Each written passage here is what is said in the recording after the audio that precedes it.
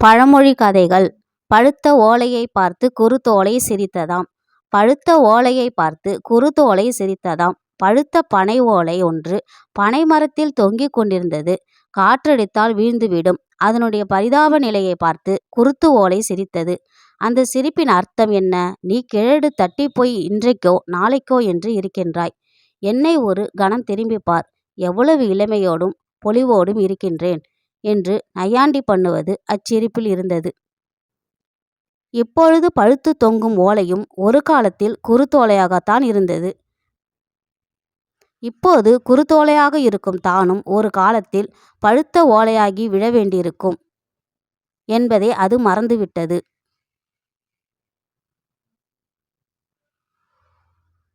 மூப்பு என்பது வாழ்க்கையில் தவிர்க்க முடியாத ஒன்று. என்றோ ஒரு நாள் அனைத்து உயிருக்கும் அது வந்தே தீரும். முதுமையும் தள்ளாமையும் என்றோ ஒரு நாள் நமக்கும் வந்தே தீரும். இந்த உண்மை சாதாரணமானதுதான், ஆனால் ஆழ்ந்த கருத்துக்களை கொண்டது.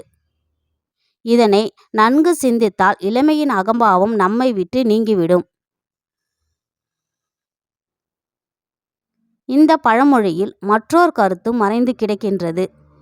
முதுமைக்கும் அதை தொடர்ந்து வரும் மரணத்துக்கும் மனிதன் தயாராகிவிட்டால் எத்தனையோ விடயங்களில் அவனுக்கிருந்த குழப்பங்கள் நீங்கிவிடும். அன்றைக்கு உள்ள சூழ்நிலைகளுக்கேற்ப வாழ்க்கையை அமைத்து கொள்ளும் வசதி கிட்டும். மூத்தவர்களுக்கு மரியாதை செலுத்தும் எண்ணம் எழும்.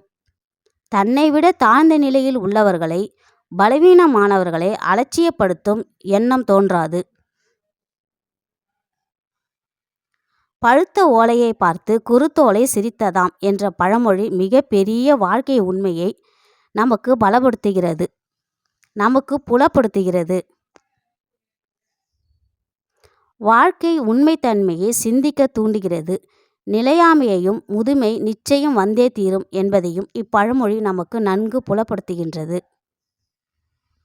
எனவே எதுவும் நிலையானது என்று எண்ணாமல் சூழ்நிலைகளின் தன்மைக்கேற்ப வாழ்வை அமைத்து கொள்ளுதல் அவசியமாகும்.